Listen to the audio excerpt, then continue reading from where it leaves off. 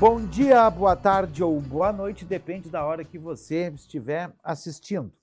Pedir para tu te inscrever no meu canal. Vai lá no YouTube, diga lá, vai lá, te inscreve, faz um sinal de positivo, comenta alguma coisa lá que é para cada vez a gente melhorar mais. Esse é um videocast, é um canal do YouTube que só vai falar das coisas boas de Gravataí. Como eu costumo dizer sempre, falar mal, tem muita gente que fala mal. Então aqui a gente só fala bem das coisas boas de Gravataí e dos personagens de Gravataí. E hoje eu estou aqui na residência do nosso amigo João Antônio da Silva, entre aspas, Borges Neto. Depois ele vai contar o porquê desse Borges Neto. O Borges no nome, né? Escritor, fundador do Clube Literário de Gravataí, o homem que conta histórias de Gravataí. Um pouco realidade, outro pouco ficção. Mas aí é que está o segredo, a capacidade do homem parar, pensar e escrever uma história. Bom dia, boa tarde ou boa noite, Borges Neto. Muito obrigado por me receber aqui na tua casa e contar um pouquinho dessas obras que estão aqui ao fundo. Então, onde é que veio essa inspiração para contar as coisas? Bom dia, boa tarde, boa noite. Essas coisas acontecem no dia a dia e eu sempre me preocupei com isso, com o registro, né, não perder esses fatos, né. Isso remonta inclusive o meu início de escrever. Tinha eu lá 12, 13 anos, quando fui enviado para Gravataí para estudar no Colégio Maria Josefina Becker, e a minha família tinha ficado em Canoas. E aí eu precisava anotar essas coisas que eu via aqui, para não esquecer quando chegasse nas férias e de falar para os meus irmãos o que eu tinha presenciado, né. Então eu ia anotando essas coisas todas, né. Nos finais de semana, quando não tinha aula e não tinha trabalho para executar, e eu ficava repassando isso e melhorando esses textos para que o meus irmãos, quando lessem, de imediato entendessem o que eu queria dizer, né, que tinha visto por aqui. E essa prática, né, foram 2 anos, né, e essa prática me levou a desvendar, assim, o segredo da literatura, de como se faz um livro. São quantas obras, Borges? São 29 livros, né, estamos preparando o 30º agora para o ano que vem. Como estou aposentado, eu praticamente publico um livro por ano. Uma curiosidade, Borges não é teu nome, né? O Não, nome, na realidade, é João Antônio da Silva Neto. Neto, Como isso. é que incorpora o Borges? Da onde é que vem o Borges? Eu pertenço à família Borges do Rincão da Madalena, mas em algum momento a gente perdeu esse nome, né. O antepassado foi na guerra do Paraguai e foi dado como morto, né, e a viúva com um filho Silva, né, acabou casando de novo e casou com um Borges. Então, teve diversos outros filhos, né, aí sim Borges, né, e eu sou daquele ramo Silva, só que ficamos conhecidos como Borges. Essa história eu fiz uma adaptação e está no livro Batalhão Gravataí, que é uma história de ficção. Eu peguei essa trama do soldado ter ido à guerra, ser dado como morto, a viúva ter casado de novo. Eu trouxe essa trama para dentro da Revolução Farroupilha, né, que é mais charmosa, é mais nossa, né. E eu trouxe então a Guerra dos Farrapos para dentro de Gravataí numa ficção. Todas as passagens, todas as batalhas que houveram, né, elas estão narradas aqui, só que com um personagem ficcional dentro da história. Tá, mas então, só para mim entender bem eu acho interessante isso. Tu pegas um fato que ocorreu, que foi na Guerra do Paraguai, Sim, só que em vez de tu pega o fato que é verídico e verídico. coloca na Revolução Farroupilha. Exatamente. Então todas as passagens da Revolução Farroupilha estão descritas E tu aqui. traz a história do passado que aconteceu lá atrás para cá. Trago para cá. Então eu montei essa história, né. Então eu Aham. peguei todas as passagens da Revolução Farroupilha e coloquei o meu soldado Sim, aqui dentro, né, fazendo a participação, desde a invasão a Porto Alegre, né, sim. até o final da Revolução. É, isso dá até para fazer um filme, né, porque os filmes, via de regra, são por que se diz adaptações? Porque tu pega uma história e adapta ao fato acontecido, né, Sim, e foi. Cada obra dessa aqui deve ter uma história. Eu estou olhando aqui A Gata Carmelita, Uma Noite Acampados, O Homem do Livro e O Lorde do Casarão. Eu acho que cada um tem uma história. Vamos tentar falar um pouquinho de cada obra, da inspiração que veio, de como é que esse momento, assim, eu vou escrever e te dá o start, pega um passo do passado, né, o gatilho aquele para escrever a história. Vamos pegar O Lorde do Casarão, como é que foi? o Lorde do Casarão. Eu trabalhava em São Paulo nessa época, né, e eu tinha assistido um filme e vinha descendo a rua, estou tentando lembrar o nome da rua, paralela ali à Rua Augusta, e foi um período difícil, né, então eu trabalhava lá, ganhava o almoço no restaurante e eu tinha que levar um pote para trazer parte do almoço para jantar, né, É, e eu as vinha des dificuldades que cada um passa na vida, né, a história de cada Isso, e um. eu vinha descendo com aquele filme na cabeça, era um filme com o Ben Gazzara, A Crônica do Amor Louco. Aconselho, excelente filme, é de uma obra do Charles Bukowski, e eu tô com aquele filme na cabeça, aquele mendigo caminhando, um mendigo poeta caminhando, e aí eu me deparo com um casarão, né, na Rua da Consolação, esse casarão ainda existe. E eu parei ali em frente do casarão com aquela história do filme na cabeça, sentei na calçada e jantei ali mesmo. Peguei o meu potezinho, sem garfo, com a mão, batatinhas, né, e já puxei do papel e comecei a montar a minha história, né. E se um camarada saísse de Gravataí e viesse morar em São Paulo, né, e vivesse mais ou menos aquela vida que eu vi no filme, né, e eu comecei a escrever.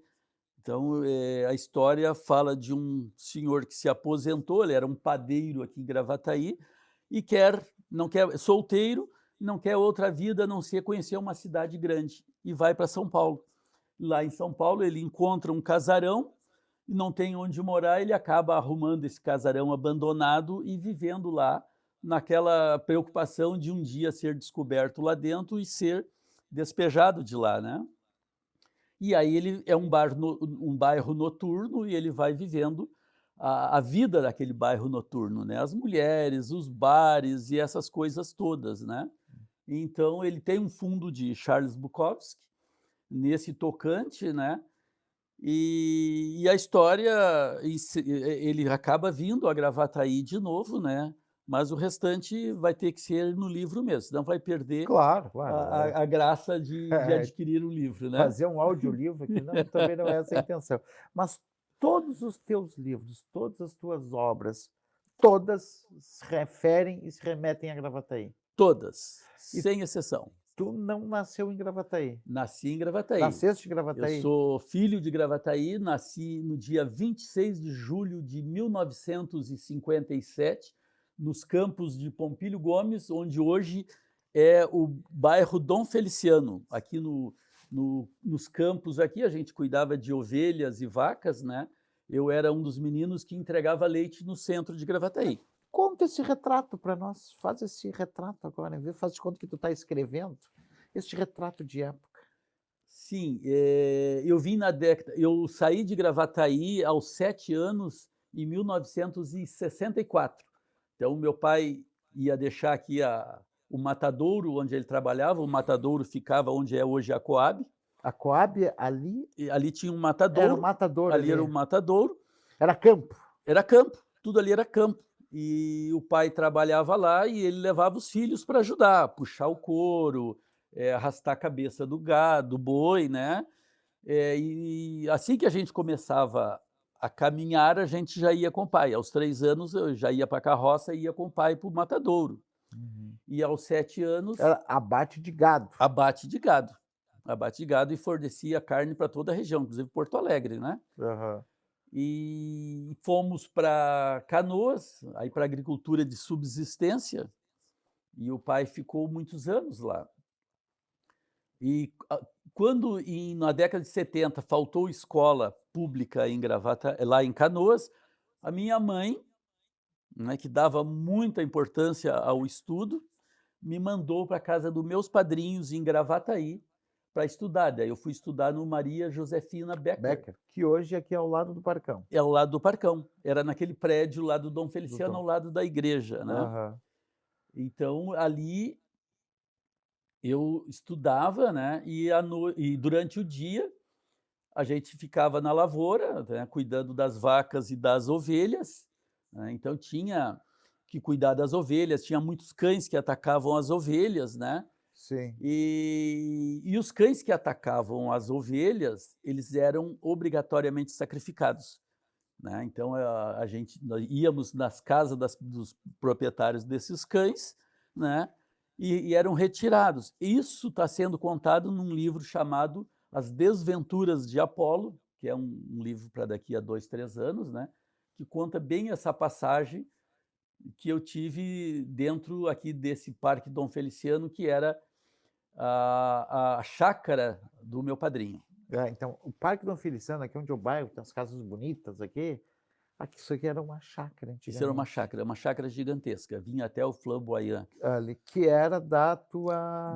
Dos meus padrinhos. Dos teus meus padrinhos. padrinhos, que é onde eu morava. E aí, nas Desventuras de Apolo, tu retratas esta tua infância numa obra de ficção. Sim, numa obra de ficção. Então, todo esse cuidado com as ovelhas, essa entrega de leite, os primeiros namoros, tu entregava leite já com intenção de olhar as Como é que filhas. se namorava entregando leite? Conta essa história aí agora. Olha, era uma coisa... Entregava leite já e tocava na Eu mão. tinha, assim, uma... Isso é pra gurizada, né? Se ligar como é que se namorava antigamente. É, porque hoje é tudo pela... Não, hoje é o Tinder, é o aplicativo, Tinder, é uma coisa isso. impressionante. Então, eu estudava ali no Maria Josefina Becker, eu era aluno do professor Nicolau Chiavaro, e tínhamos lá uma aluna chamada Daisy, né? Que a gente conversava quando eu não estava na biblioteca, porque como eu sou muito ruim de futebol...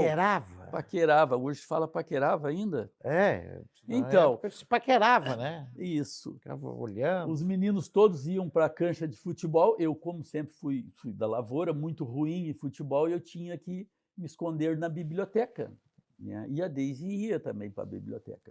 Mas tu ia por causa do futebol ou tu ia por causa da Daisy? Não, eu ia por causa dos livros. Ah, por causa dos livros. Por causa dos livros, né?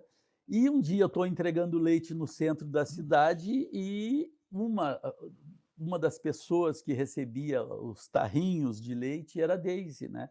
Então, essa história eu estou remontando dentro... Em forma de ficção com ficção, realidade. Com realidade, isso fantástico. Dentro dessas desventuras de Apolo, Apolo era uma pessoa que existiu, era um funcionário do padrinho, ele que tirava o leite e... Aí tu homenageias ele com as tuas histórias. Olha história. como é que é a montagem, o processo de criação na cabeça de um escritor. E tinha realmente muitas coisas engraçadas na vida do Apolo, né?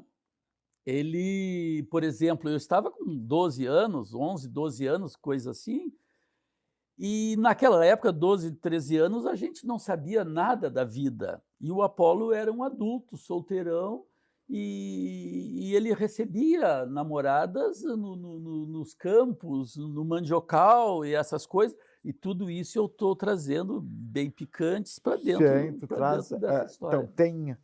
O Apolo, na realidade, tu homenageia este funcionário, que era do teu padrinho, com fatos ocorridos na vida dele e também com fatos ocorridos na tua vida. Exatamente. Tu faz uma mistura de Borges e Apolo, o personagem Apolo, isso. Que existiu de fato. Ele existiu de fato e, claro, crio outras coisas, né? Porque o agente ficcional, né? É preciso criar outras coisas para que dê uma amarração na história, né? Porque eu não sou historiador, né?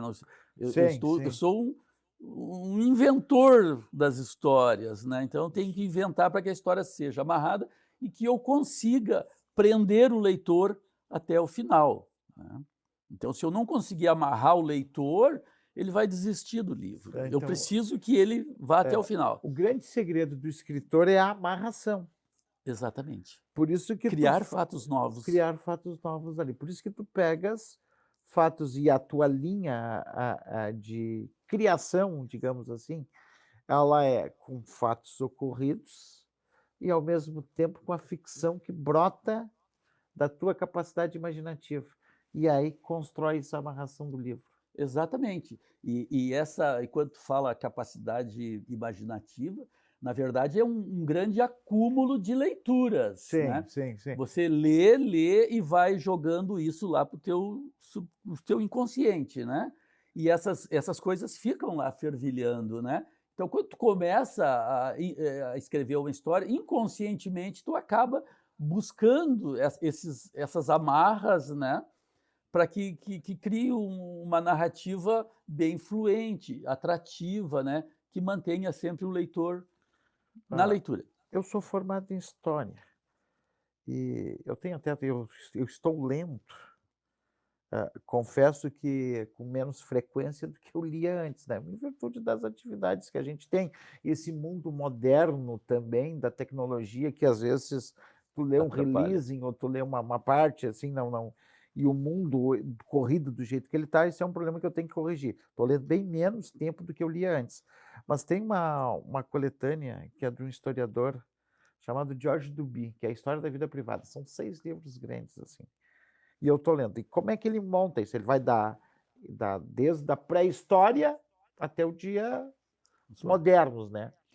E se como é que é a vida privada, que aconteceu, por exemplo, vamos pegar na Idade Média.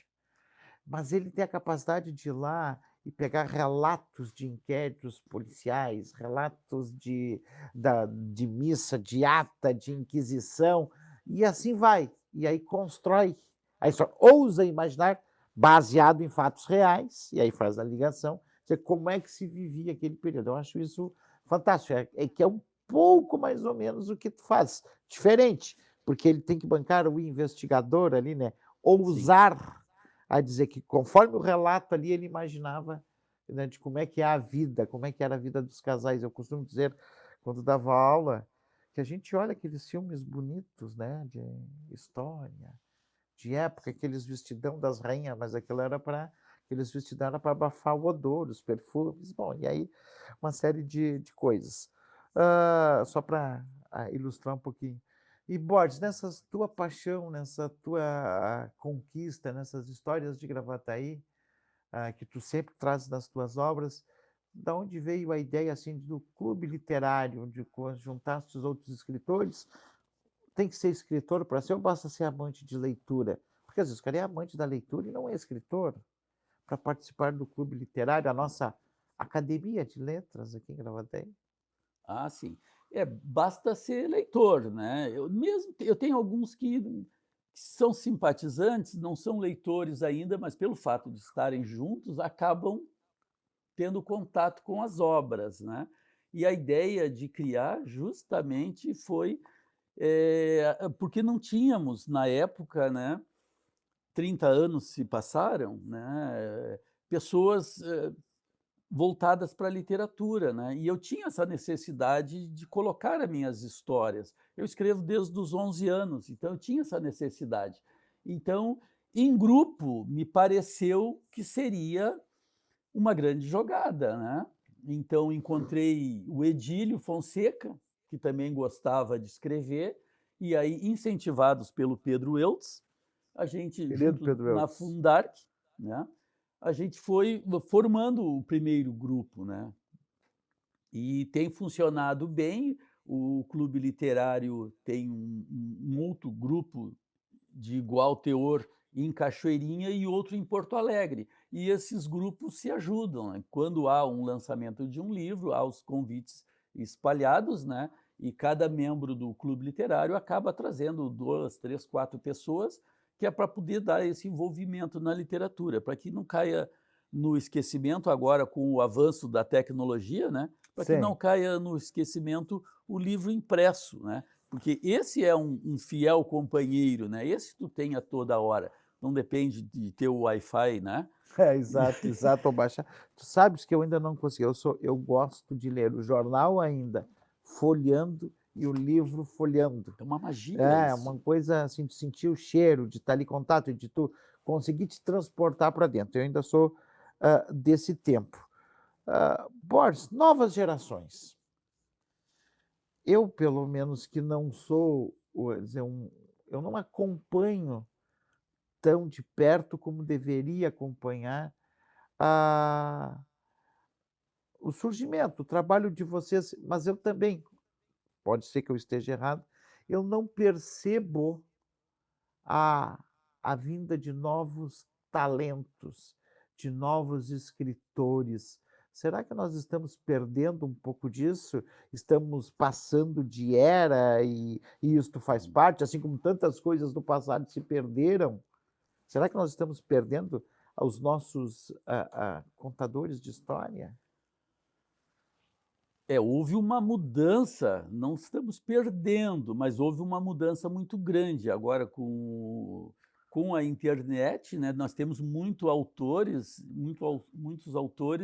de textos que só servem para a internet. Temos em Gravataí, inclusive, pessoas que semanalmente publicam crônicas, né, em grupos de WhatsApp, né. Eu São não sabia disso. Temos inclusive no clube literário. É mesmo? Sim, é claro que é uma outra literatura, né, é uma literatura de imediatismo, é uma literatura que não tem uma profundidade, né, não é trabalhado. Ora, um livro impresso, em média, eu levo 5 anos para publicar, né, entre ter a ideia, desenvolver o texto e abarrar as histórias, leva 5 anos. Tenho esse número excelente de publicações, porque eu sempre escrevo mais de um livro ao mesmo tempo. Hoje, por exemplo, eu estou escrevendo crônicas de uma viagem a Portugal, né. Ao mesmo tempo, estou escrevendo as desventuras do Apolo, também estou escrevendo o seminário de Renata, eu estou com um livro de contos também, então eu tenho 5, 6 títulos que eu estou sempre trabalhando ao mesmo tempo.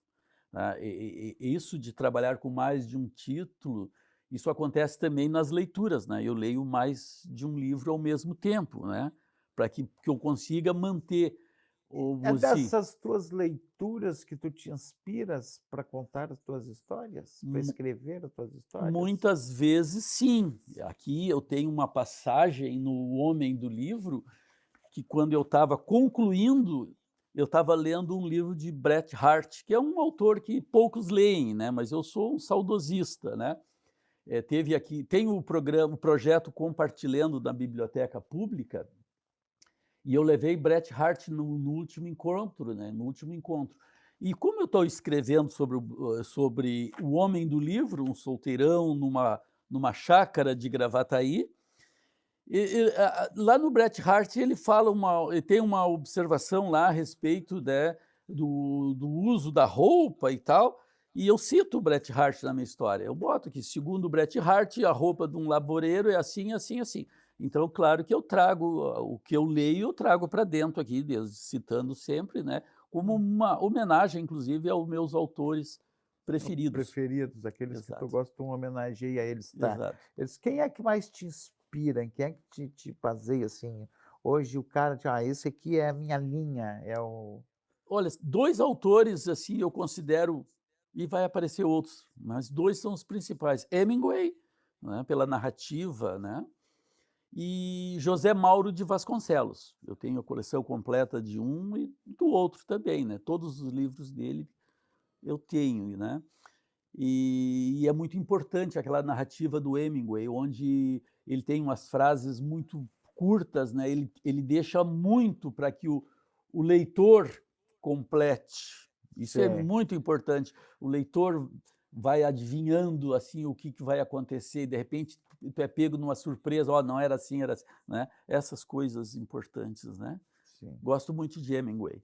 O que vem primeiro, a narrativa ou o título? Vem primeiro a narrativa, A narrativa, aí vem como é que primeiro a tu narrativa. vai pensando: "Eu vou escrever sobre", como é que vem a inspiração para escrever sobre determinado assunto? Tu começa a ler, e daqui a um pouco eu vou escrever sobre isso. Sim, Ou tu não, eu são vou... diversas situações. Ou tu pensa em escrever sobre algo e vais ler o que tem à volta sobre Não, isso. jamais assim eu pensei em escrever sobre algo. Sim. Isso é uma coisa da memória, né? Da memória. Tu tá na rua, caminhando, passando, tu vê uma cena e a memória te puxa algum fato, alguma leitura, alguma coisa, e tu imediatamente anota. Anota. Porque eu Tu tenho anda sempre com o bloquinho. sempre com bloquinho, porque se eu não anotar, eu tenho uma péssima memória. Lembra que eu comecei a escrever porque eu queria contar para os meus irmãos lá em Canoas, Sim. porque senão eu ia esquecer. Então, se eu não anotar a ideia, eu esqueço. Outras vezes, assim, é no sonho, né? Tu acorda sonhando, eu tenho que levantar e anotar, porque na manhã seguinte eu não lembro que sonhei, né? Sim. Então, são essas coisas, essas amarras do cérebro que a gente não entende e que eu gosto de fazer, né? E assim como escrevo mais de uma história ao mesmo tempo, né? Tem dia que eu vou mais nessa, no dia seguinte mais na outra, eu também leio mais de um livro, né? Até eu separei aqui, ó, essa semana eu estou lendo o Nossa Terra, Nossa Gente, né? Foi lançado essa Foi semana. lançado essa semana, eu estou aqui já na altura da página 81. E antes era uma monografia, né? Uma monografia. É, uma monografia. E tu já tinha consultado para escrever os teus livros, né? Sim, já tinha consultado essa monografia. Inclusive, o Romance de Gravataí, que é uma história ficcional, onde um poeta e um artista plástico, que é o Nardini, Que é daqui de que é Gravataí aqui de também. Gravataí, ele participa dessa ficção, né? Então, quando tem um ponto assim da cidade que eu acho interessante, que nem a curva do bigode, que estávamos falando antes, eu menciono, né, aqui nas informações adicionais, que o nome Curva do Bigode, né, eu busquei lá na monografia do Agostinho Marta, né? Era e outros pontos assim da cidade que ele enalteceu, como o Arroio dos Ferreiros, eu não sabia por que tinha esse nome, é um pássaro, né? Que tinha muito ali naquela região, é um pássaro também chamado araponga. Araponga. Né? Que ele dá uma batida como se fosse um ferreiro trabalhando, né?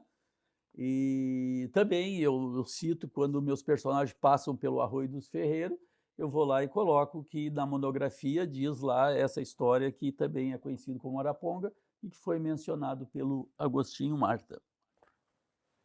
Eu fico pensando na inspiração aqui, olhando para os teus livros, que são coisas de pouca importância. Essa ideia desse título justamente foi para despertar a curiosidade, né? Nós temos aqui os brinquedos dos meninos de uma época, Pois né? Que é os brinquedos de sabugo. Sabe que eu cheguei na minha infância, eu olhei a capa ali e me chamou a atenção, porque esses eram meus boizinhos. Sim, eu brincava, era vidro de remédio, era carrinho. Vidro de remédio era o boi ou carrinho, tu fazia de madeira, colocava as rodinhas. Essa foi parte da minha infância. E essa capa, esses boizinhos, tu pode ver que esses boizinhos, inclusive os que estão na canga, tem as guampas. Olha, eu fiz com um grampo, como a gente fazia, né, quando eu era pequeno, e eu mesmo que montei essa capa, né? E o título é só uma, vamos dizer assim, uma pegadinha para chamar a atenção. Ele é muito importante, sim, ele narra toda a minha trajetória em crônicas, desde o meu nascimento. O que aconteceu no ano de 1957, por exemplo? Foi o ano que o Sputnik subiu ao espaço, o primeiro artefato. Tu pegou, então, aqui eu encontro cada ano que aconteceu. Exatamente. Cada ano, desde que tu nasceu. Desde que eu nasci e o meu envolvimento com a cidade nesse período, né? O que aconteceu? Vai contar a história da minha vida, chegar a Gravataí, do Nicolau Chiavaro, todas essas coisas em crônicas. Aí pega tudo desde o suicídio, do suicídio, desde o golpe militar. Sim, tu chega em 57, eu chego em 57. No golpe militar, eu estava de muda para Canoas. Foi em 1964 que meu pai conseguiu se transferir para Canoas para trabalhar em agricultura de subsistência lá. Que ano que tu escreves esse livro?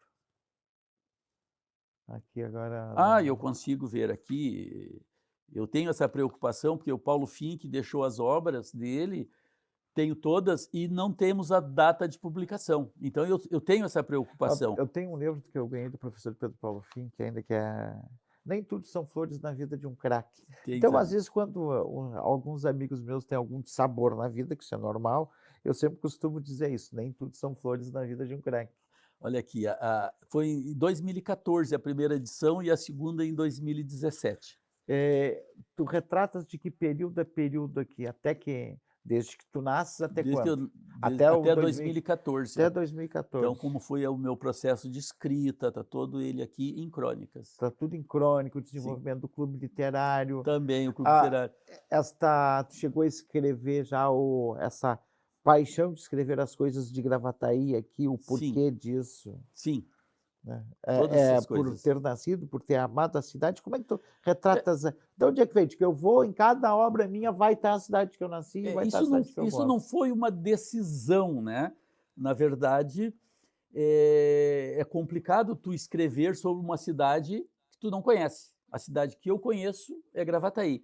E é a cidade que me reconheceu como o seu escritor, né? Então, quando eu vou ambientar um personagem, é Gravataí. Algumas passagens por Canoas, onde eu morei 20 e poucos anos em Canoas, outras por São Paulo, que nem o Lorde do Casarão, que é Gravataí e São Paulo, né? Um deserto logo ali, tem uma passagem no Guarujá, onde a gente trabalhou, né, também, né? Então são aquelas E cidades... Canoas era Gravataí, né? E Canoas era Gravataí, sim, foi desmembrado de Gravataí. Então, assim, para que eu dê mais realidade para os meus leitores, eu preciso escrever sobre aquilo que eu conheço. Eu não posso escrever uma história ambientada em Nova York. Sim, né? sim, sim. Não sim. vou conseguir convencer os meus leitores que a história é verdadeira. Porque mesmo ficção, eu preciso convencer que é verdadeira. Né? Na cabeça dos leitores, ela precisa estar com esse aval de verdadeira. Então, eu vou contando as narrativas aqui pelo centro. E tudo essas tuas narrativas que tu contas aí vem desde... Agora, talvez eu possa errar, tá? Mas a Escola Dom Feliciano já existia? Sim. Quando tu veio, o hospital já existia? Já existia. Mas tu pegas essas evoluções deles, né? Essas mudanças todas. Sim. A escola ali, parte da Dom Feliciano era o Josefina Becker, né? Então, eu narro a passagem, que hoje é um estacionamento no Josefina Becker, Sim. lá era onde tinha a cancha de futebol dos meninos, né? Sim. E isso era muito engraçado, interessante, né? Porque eu era um menino rural, tá? E eu caí ali numa cidade aqui, onde ali no prédio do Dom Feliciano e do Josefina Becker estudavam meninos que não eram do meio rural, né? Então Sim. esse foi um dos motivos pelo qual eu tive que me ocultar na biblioteca. Foi uma grande descoberta para mim a biblioteca, e é onde eu me refugiava em todos os recreios, né, o horário de recreio, né? E depois, entregando leite, né, teve um dia que eu fui entregar O leite leite era em tarro, em não é em tarro. caixinha, que nem a gente Não, compra era em hoje. tarro. Tu botava em tarro Leite e tu... Eu ainda me lembro, eu peguei a época do saquinho de leite, que não tem mais, né? Tudo em caixa hoje. Hoje é tudo em caixa.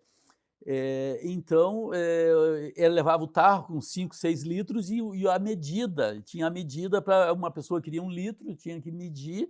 E teve um dia que eu fui entregar leite na professora Ofélia. Eu acho que ela era diretora dessa escola aqui embaixo, né? Do Barbosa? Barbosa Isso, Rodrigues. E na casa da professora Ofélia, eu descobri a biblioteca.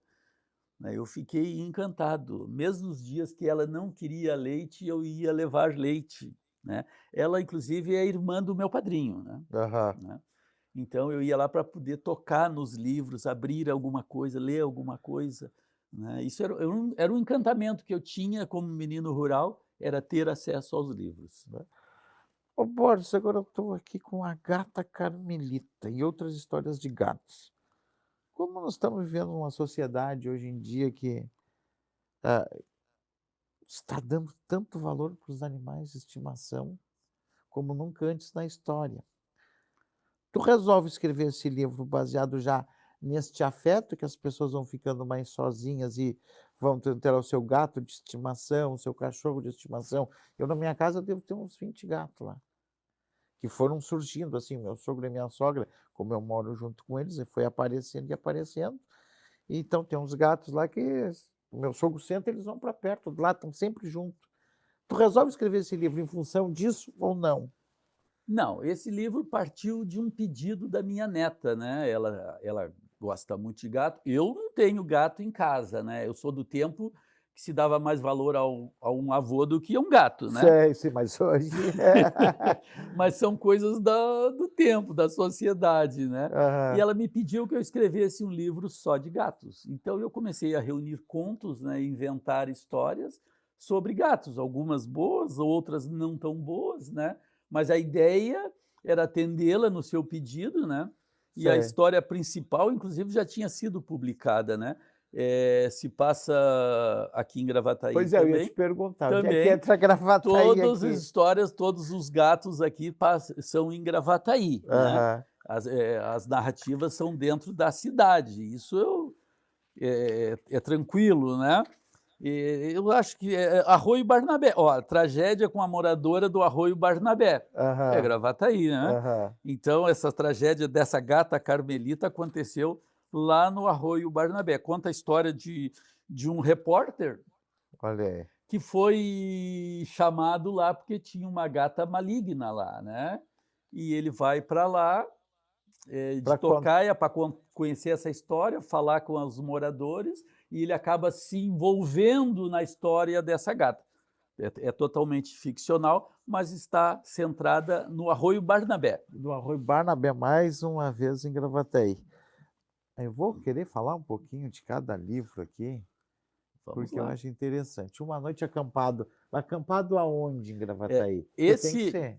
esse livro também, foi um pedido da minha neta, né, que ela tinha um sonho, ela morou conosco aqui até os 10 anos. Ela Aham. está com 11 agora, então faz pouco que ela se mudou para morar com a mãe. E o sonho dela era passar uma noite acampada. Então a gente preparou, o acampamento aqui em Gravataí, foi bem na época da greve dos caminhoneiros, eu estava com pouca gasolina, mas assim, um pedido de uma neta, um avô jamais deixa de atender. Aham. E a gente ia partir para o acampamento. E aí chegou a gasolina na cidade, em Gravataí, aqui na época tínhamos um posto aqui na esquina, eu começo a narrar desde da montagem desse acampamento até ir para a fila da gasolina, né, ler, é uma crônica gigantesca, né, então a gente parte de Gravataí, vai para Rolante, passa uma noite acampado, e lá com a neta, ela tem o costume de, para dormir, ter que ouvir as histórias, eu vou contando as histórias para ela. Mas Vamos dizer, essa noite acampada foi em existiu, Rolante, foi em Rolante. não foi em Gravataí, Não, mas a narrativa parte de a Gravataí. parte de Gravataí. Ela parte de Gravataí, né, e vai contando a história até chegar lá em Rolante. E o retorno, né. E claro que lá a gente vai lembrando todas essas passagens com a neta, afinal é uma noite acampada com a neta. Então, desde das primeiras palavras que ela falou em Gravataí, na escolinha dela aqui em Gravataí, estão registradas aqui. Quando ela ouviu, por exemplo, falar em Chapeuzinho Vermelho, ela dizia Salpezinho. Então eu trouxe todas essas lembranças dela aqui na cidade, né, Sim. e uma noite só acampado me gerou um livro. Então tá. Gerou uma noite acampada, gerou um livro. Eu olhei agora de canto aqui, nós temos um bairro aqui em Gravataí que ainda carece de algumas infraestruturas, mas que está melhorando aos pouquinhos, né. Então onde é que vem a amante do Rincão da Madalena? Para quem não sabe, olha aqui, ó, está aqui o livro A Amante do Rincão da Madalena. Eu tenho certeza absoluta que o pessoal do Rincão da Madalena ali, poucos devem saber que tinha uma amante no Rincão da Madalena. Esse livro ele está em terceira edição, ele realmente é o mais vendido, né, e ele narra a história de uma garota de programas que veio de São Paulo, de um grande centro, para Gravataí. Como é que se deu essa história, né? Eh, o um rico proprietário de Gravataí, solteirão, foi para São Paulo e lá se envolveu com uma garota de programas, e ele vem a morrer aqui. E ele deixa, como ele gostava muito dessa situação lá com essa garota de programa, deixa um sítio para ela aqui. E ela vem para um sítio aqui no Rincão da Madalena, né, sem conhecer a cidade. A filha precisava se afastar do grande centro por causa de saúde, né?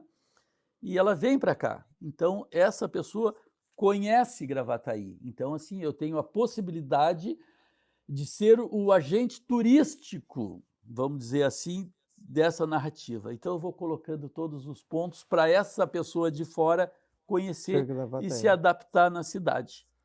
É um livro pequeno, uma história curta, né? São 80 e poucas páginas, 84 páginas, né? Uhum.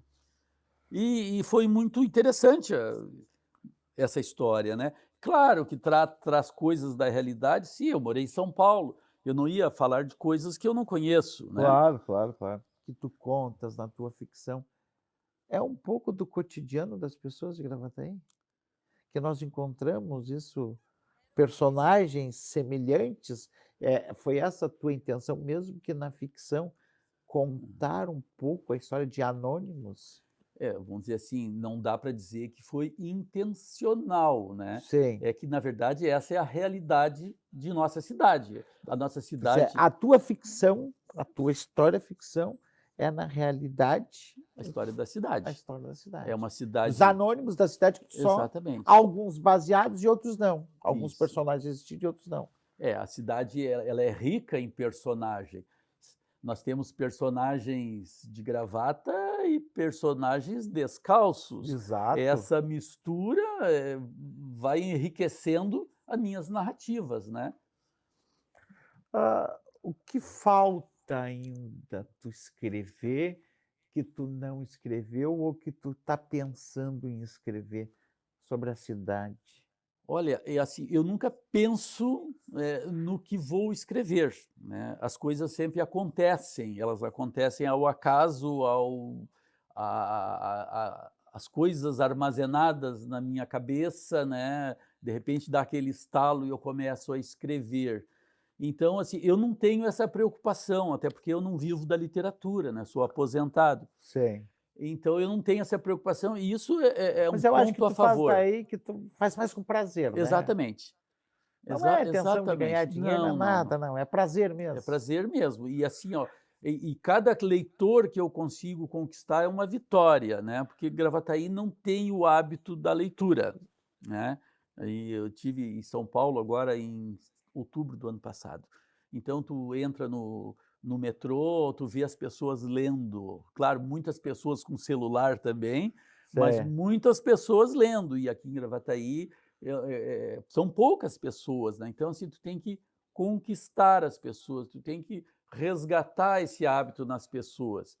Para isso, o Clube Literário participa de uma feira de rua, que inclusive acontece agora no próximo sábado. Então, ó, nós estamos Então, falando hoje 3. 3. Então, 3 de maio de 2022. Vai acontecer, então, é dia 7. Dia 7 de maio de 2022, Isso, aonde? na rua Pedro Vargas, aqui na Parada 79. Rua Pedro E Vargas. essa situação também de Gravataí ser conhecida pelas paradas, né? Isso está nos Sei. meus livros, né? Está nos meus livros. Ó, ele mora na parada tal, né? Tu sabe me dizer por que Gravataí começou a ser conhecido pelas paradas? Eu acho que pela falta, eu acredito, né, que pela falta do hábito de dizer o bairro, né? O meu bairro aqui, por exemplo, é Santa Cruz, mas todo mundo aqui diz que é Búzios, que é a vila. É. O bairro é Santa Cruz. Então essas omissões acabam se resumindo em paradas. Eu sou da parada 79, né?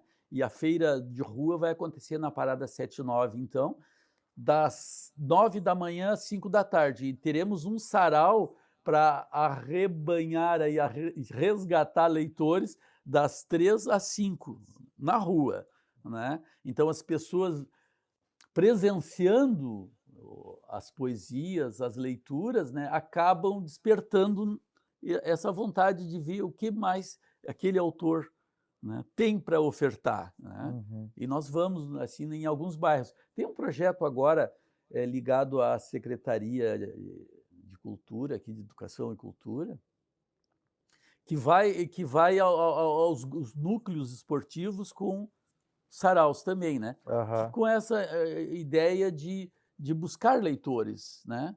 E dos autores se mostrarem pessoas normais, porque parece que não são, né? São pessoas que escrevem longe, né? Não, a gente está inserido na sociedade, né? A gente está junto com as pessoas, escrevendo a história dessas pessoas, não daquelas pessoas específicas, mas da sociedade onde ela está inserida. Aí despertar isso nas pessoas é uma tarefa hoje, principalmente numa cidade que nem tu disse, a gente não De tem o pouca hábito de leitura. ler mesmo, de pouca leitura, Cidade de pouca leitura.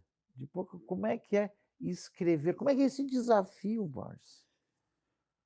Vamos dizer assim, tu tem que realmente trabalhar muito em cima para não perder o leitor, né. Eu tenho em mim a ideia assim, ó, que eu tenho que conseguir amarrar o leitor até as primeiras 20 páginas. Se eu não conseguir, eu perdi o leitor. Então Mas eu assim, tenho que ó, me empenhar é nessas primeiras é, páginas. despertar em mim, despertar em mim para ler. Eu tô falando isso no geral, tá? Mas é assim, este processo de conquista, para fazer com que a pessoa abra o livro para ler. Eu acho que uma coisa que ajuda bastante é a pessoa se encontrar ali dentro. A partir do momento que as narrativas são locais, as pessoas se encontram. Olha, ele está falando aqui do Rincão da Madalena, né? É um bairro que eu Ah, ouvi falar, né? aham. É um bairro polêmico, é um bairro da nossa cidade. Então, esse autor fala. Isso ajuda a amarrar, a despertar na pessoa o interesse de chegar ao final daquela narrativa. Ah, tá. Agora eu comecei a entender esse processo aí de conquista numa cidade que não lê. Então, vê se eu captei bem. A a conquista passa através sobre aquilo que tu escreve da cidade que é familiar a ele, que Familiar a ele, que é situar ele ali dentro, situar ele ele se ali. sentir representado dentro de uma narrativa. O Abismo de Rosas, a vida de Pedro Paulino. Quem foi esse personagem, Pedro Paulino? Pedro Paulino, ele era mecânico, Aqui de aqui Gravataí? de Gravataí, e também era músico, era um bom músico, ele tocou muitas noites no clube literário. E ele Aham. sempre me contava as aventuras da juventude dele, Quer né, dizer, tu sabe. pega um personagem que não é famoso, entre aspas, para a cidade, que não é conhecido, mas para o contexto que ele viveu no seu micromundo ali, ele era uma pessoa, importante, como todos somos, cada um no nosso mundo. Sim.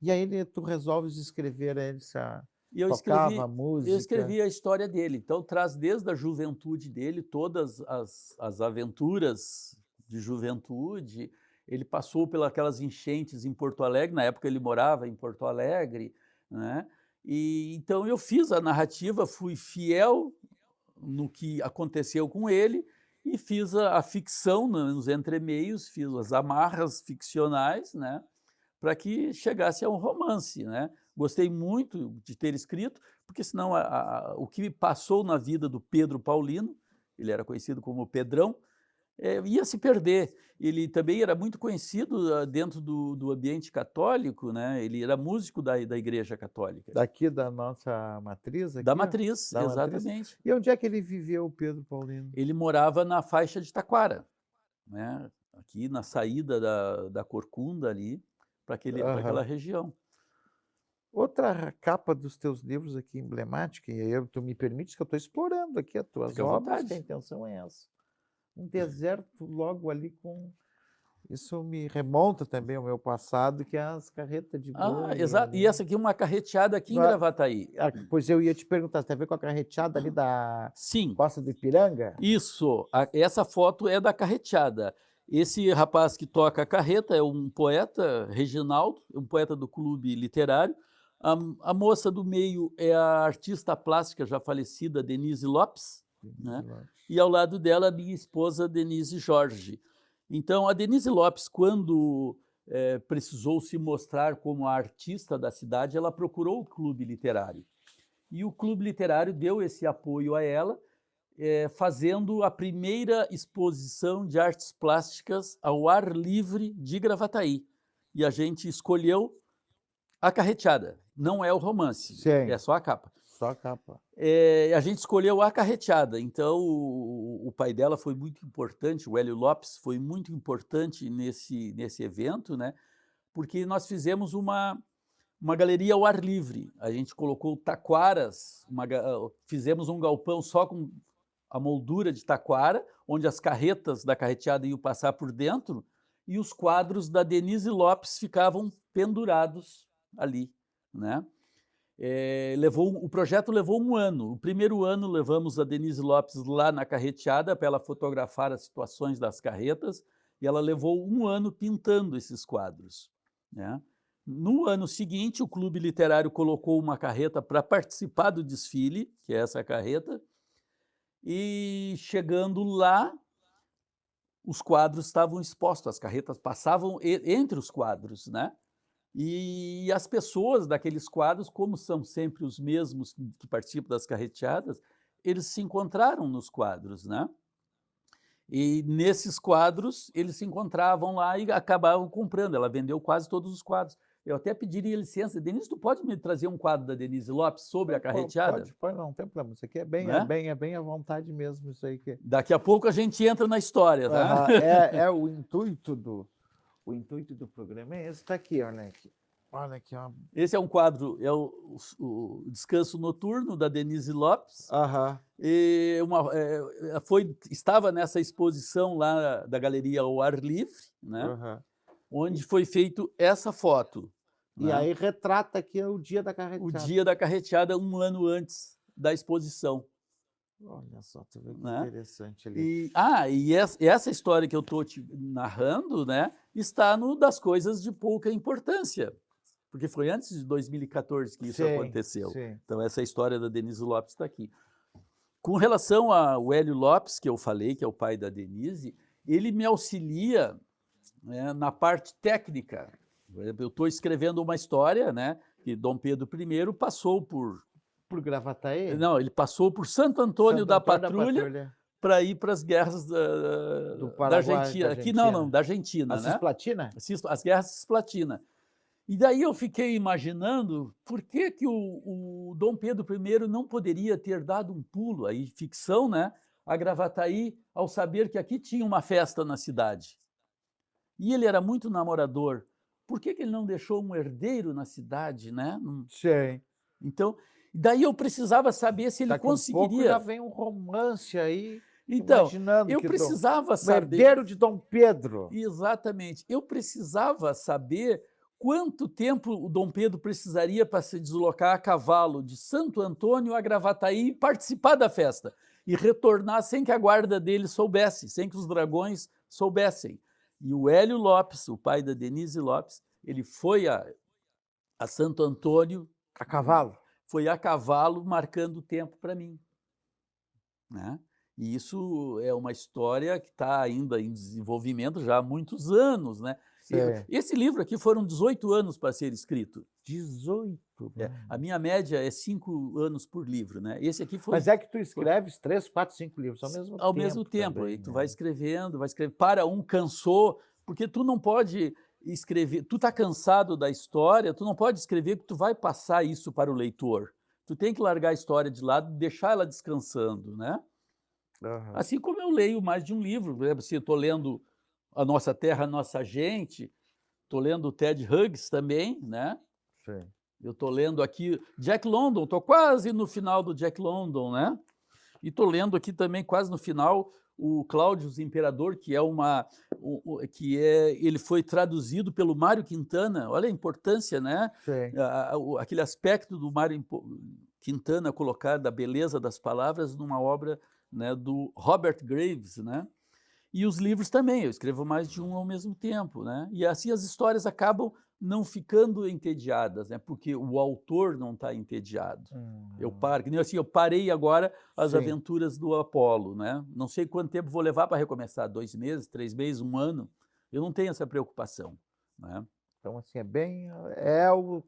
tá dando tempo de cada um. Exatamente. Eu retomei agora a viagem a Portugal, né, porque já é o livro do ano que vem, já está pronto, né, então o que que eu implementei de novidade em relação a esse? Esse aqui são crônicas de viagem, né, Sim.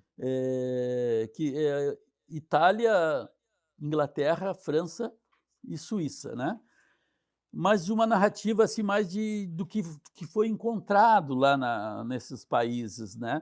E esse de Portugal eu fiz diferente, né. Quando eu chego numa cidade, eu procuro saber que escritor importante teve nessa cidade.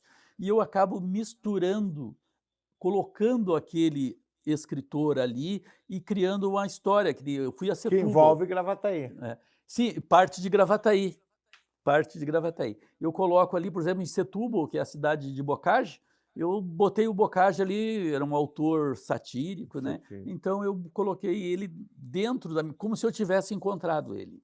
Lord Sim. Byron também, Humberto Eco teve em Tomar, onde a gente visitou lá o Castelo dos Templários, né, então eu trouxe o Humberto Eco em pessoa para dentro daquela história, né, que agora já é mais que uma crônica de viagem, né. Ô Borges, aí eu colocasse um ponto interessante. Independentemente se eu sou escritor ou não sou, estou no início, mas que nem no caso da artista plástica, se procurar o clube literário, abre portas. Vocês auxiliam isso, a Sim. pessoa se mostrar quando precisa Sim, independente de ser escritor ou não, ou e não? da arte dela ser a de escrever ou não, se procurou a pessoa que procura ajuda é porque ela realmente quer ser ajudada. E o clube literário está aqui para ajudar as pessoas, né, ajudar a conduzir essa sociedade, né, através da leitura e das outras artes que acompanham a literatura, né. E até eu queria um espacinho para falar Vamos lá, sobre vamos lá. essa pessoa aqui, Pois é. Eduardo Jablonski. Ele é um escritor, ele é um crítico Jablonski. literário de Santo Antônio e, olha, ensaio sobre a obra de Borges Neto. Então ele Sim. faz uma análise de toda uma crítica literária, né, Aham. dos meus livros, né. Ele foi lá ler os teus livros Isso, e daí parte para uma crítica sobre o que o Borges produziu. exatamente. Exatamente. E ele é, vamos dizer assim, o meu revisor final, né, eu tenho 2 revisores, o primeiro Sim, é o Fernando Medina, que foi o presidente do clube literário anterior. que tem uma diferença, quando tu revisa e tu lê, é diferente, Ah, né, sim, é sim, diferente. é Ou eu estou diferente. enganado? Não, é diferente, é diferente. Eu mesmo, eu escrevo e como faço essas paradas de descanso, né, Aham, quando eu volto para fazer a leitura, eu como é que eu pude escrever isso? Ou como é que eu botei essa palavra? Tem uma palavra que é sinônima e ela é bem melhor, ela se encaixa bem melhor, porque a língua portuguesa te dá essa possibilidade, né. sim. Dependendo da palavra que tu utilizar, ela vai te dar um outro rumo para a história. Hum. Quantos livros tu já leste? Parou para pensar? Não parei para pensar, mas é possível fazer um cálculo. Eu leio um livro de 200 páginas, um por semana. A média é um por semana, né. Então são 4 no mês? E eu leio Ah, desde os 11 anos, quando eu tem. troquei os gibis, Tá com 64, são 64. 53 anos de leitura. Eu não sou tão bom de cálculo assim, mas é 4 por mês, né. São 4 meses vezes 12, 12, são 48 48 livros no livros. ano, 50 livros por ano, mais de 2.500 livros. É, exatamente, por aí. É, Eu costumo ir na feira do livro de Porto Alegre, porque lá eu só leio livro usado, né, sim, eu só leio livro usado. Como quem lê muito, só pode ler livro usado. Isso aqui é uma raridade, né, porque era o lançamento, né, sim, sim. livro novo, mas eu só leio livro usado. Então, na feira do livro de Porto Alegre, a gente vai de sacola, a gente leva sacolas recicláveis, aquelas grandonas, né, e eu trago 2 sacoladas de livro, que é o livro que eu vou ler durante o ano. Sim. Então, assim, a gente falamos que fomos a São Paulo, a opção é ir de ônibus, Aham. porque ir de ônibus eu leio 2 livros daqui até São Paulo, né. Até porque no avião, às vezes, pode dar deslocamento de retina também. Exato. O Borges, claro que eu sei que eu vou é ingrata até a pergunta que eu vou te fazer, mas eu vou fazer. De tantos livros que leste, qual foi o livro que tu mais gostou? Ou os livros Ah, que mais te chamaram a atenção, as histórias que caramba! mais mexeram contigo? Olha, um livro que mexeu muito comigo foi As Ilhas da Corrente, do Hemingway. né? Eu não consigo esquecer uma cena, faz mais de 30 anos que eu li esse livro, e tem uma cena de que ele está num casebre. Porque para isso, o cara para ler, tu tem que eu pelo menos sou assim, parece que eu estou vivendo aquilo, Sim, tu tem que entrar para dentro. entrar para dentro do livro. Exatamente. Então esse livro, assim, eu lembro dessa cena dele, com o fogão, coberto de sebo de carneiro para que a maresia não corroesse o fogão, sabe. Eu lembro dessa cena, faz mais de 30 anos, e eu tenho péssima memória, cara. Mas tenho outros assim também, José Mauro de Vasconcelos, por exemplo, um dos primeiros livros que li, ainda aqui no Josefina Becker. A narrativa incrível do José Mauro, né, é um autor tão pouco prestigiado, né. A Rosinha, Minha Canoa, do José Mauro, ele narra a história de uma árvore que queria andar, né. E aí, essa árvore, né, nasce lá no meio dos índios, e os índios um dia derrubam essa árvore e preparam ela para fazer uma canoa. E aí atende o pedido dessa árvore. E é uma história, adulta, não dá para dizer que é uma história infantil, né, apesar Sim. desses elementos, né. E o José Mauro era um conhecedor da arte, né. Ele coloca aquela árvore submersa na água para endurecer, como os índios fazem. Ele tem essa vivência toda, né. O outro do José Mauro, Curiala, Capitão Icarajá, que ele fala da invasão dos brancos à aldeia Carajá, né. Sim. Do envolvimento do então presidente Juscelino Kubitschek para, vamos dizer assim, sem intencional, dizimar essa aldeia, né, porque ele ia para lá para ver os costumes, assim, e acabou levando todos os costumes dos brancos para lá, né. Outros livros, eu gosto muito do Charles Bukowski, aí é literatura adulta mesmo, né. Mas dali eu busco cenas, assim, que eu acho interessante, né, sem levar até o fim, né, porque segundo o meu crítico literário, né, o Borges Neto tem um certo respeito pelo leitor, porque as cenas picantes ele não leva até o fim, ele deixa subentendido o que aconteceu. Palavras do mestre Eduardo Jablonski. Pessoal, vocês estão gostando dessa entrevista? Tem muito mais entrevista boa. Toda semana tem um vídeo novo, então não esquece, te inscreve no meu canal lá, YouTube/Diga Lá. Aciona o sininho, dá um joinha, deixa um comentário, uma crítica construtiva, que nós estamos procurando cada vez fazer melhor, né? E investindo em mais equipamento para levar aquilo que existe de bom em Gravataí. E hoje eu estou aqui conversando com uma coisa que existe de muito bom em Gravataí, um personagem da nossa aldeia, o nosso queridíssimo Borges Neto, escritor das coisas do cotidiano de Gravataí, eu posso dizer assim, e que está nos recebendo hoje aqui. Dos teus livros, Borges, qual foi aquele que mais mexeu contigo? Não o que tu mais gostou. O que mais mexeu com a tua sensibilidade? Existe uma coisa assim, sabe, da gente gostar sempre do mais recente, né, Sim. que aí nesse caso é O Homem do Livro. O Homem do O Livro. Homem do Que Livro. não deixa de ser um retrato teu, porque tu és um homem do livro. Exatamente. E é um personagem rural, ele é um personagem rural.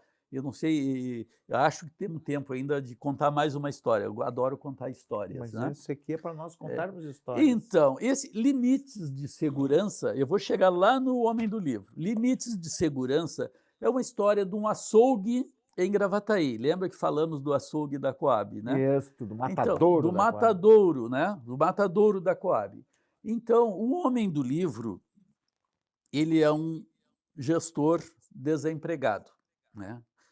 E eu já fui gestor de recursos humanos. Nos últimos 16 anos, eu geri uma metalúrgica em Cachoeirinha. E esse gestor aqui de recursos humanos da minha história, que não tem nada a ver comigo, ele é contratado para trabalhar no matadouro. Ele é um homem da gravata e vai lá para um bairro bem rural de Gravataí, né?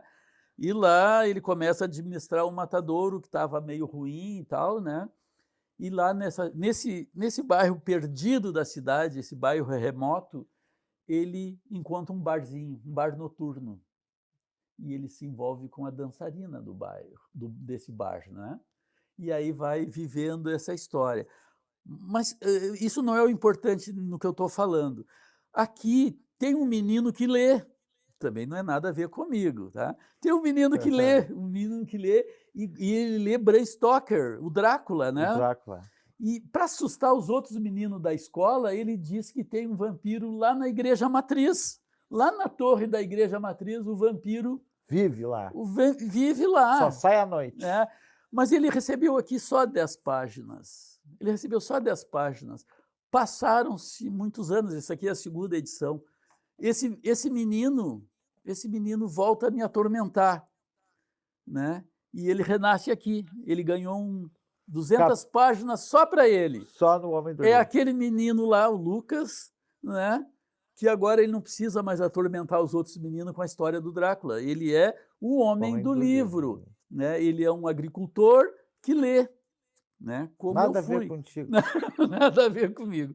Ele é um agricultor que lê, né? E ele é o último de uma fazenda. Ele fica com o pai até o pai morrer, né? Dos irmãos, eu fui o último realmente a sair da lavoura. Eu sempre fiquei do lado do pai. Né? Eu saí da lavoura para ir para o quartel. Então, já com 18 anos, né? E não dá para dizer que eu não me arrependi, sabe? Aquela vida era muito boa. Então, esse homem do livro, o pai morre, as terras aqui em Gravataí são vendidas, né? E ele precisa comprar uma terra nova. Daí ele compra essa terra nova e vai plantar, criar o gado e ler os livros dele e procurar uma esposa. A mãe disse para ele que ele precisava ter uma esposa, né? Que ela não ia viver para sempre, que é o que toda mãe diz, não estou dizendo novidade. E o livro se passa assim, a busca, né? Então ele descobre na biblioteca pública encontros para tratar de leitura, né? E ele vai. E esses encontros na biblioteca, sabemos, tem todo mês, né? O próximo agora é dia 10, onde eu vou estar presente. O último foi o Brad Hart, que eu levei para os integrantes do grupo de leitura, né? E ele participa de um grupo de leitura aqui também, né? Então, nada a ver com Borges Neto. E nada a ver com Gravataí. E nada a ver com Gravataí. Eu tenho esse hábito, então, de colocar a minha cidade dentro das minhas histórias, né? Isso aí eu acho fantástico. Mas, pessoal, tudo que é bom dura pouco, né? Mas esse aqui é um gostinho de quero mais, porque a gente vai ter outras vezes a oportunidade de conversar com o Borges Neto, das suas obras. Eu quero te pedir, gostou? Eu acho que todo mundo gostou, foi uma das que eu mais gostei de conversar, de contar histórias. Te inscreve no meu canal, dá um joinha, que esse canal aqui é para as coisas boas de Gravataí. Nós temos escritores, não precisa comprar escritor de fora. Nós temos que consumir o escritor local, valorizar aquilo que é nosso. Eu quero te agradecer, Borges, imensamente, tu ter me recebido, ter tirado um pouquinho do teu tempo, parado de escrever teus livros aqui, para conversar um pouquinho, mostrar essas maravilhas que tu escreve com relação à nossa cidade. Eu volto a dizer, tem romance, tem ficção, mas tem muito de realidade de Gravataí. Essa mistura de personagens que tu faz, eu acho que esse é o grande segredo do sucesso das tuas obras. Então eu quero te agradecer imensamente a oportunidade e o privilégio que me deste de conversar contigo no dia de hoje. Muito obrigado, eu que só tenho a agradecer, né? Estou honrado com a presença de vocês e de fazer esse registro, né? Estou muito nervoso, né? Não sou de conversar, eu sou de escrever, eu me sinto mais à vontade escrevendo, né? Que é onde tu pode errar e consertar, e aqui na gravação isso não é tão possível, né? Mas estou muito feliz em ter participado desse encontro, Dylan. E sucesso para o projeto, né? Contando histórias de personagens da aldeia, que nem eu costumo dizer, E o que é mais interessante, as pessoas acham que eu faço um roteiro. Não, ele é totalmente sem roteiro. Eu pego a pessoa, tá, vamos lá conversar, eu nem penso o que que vou perguntar. É ao natural que eu acho que isso que deve funcionar. Então, muito obrigado, pessoal. Não esquece, se inscreve no canal, gostou, dá um joinha e até a próxima, se Deus quiser. Abração.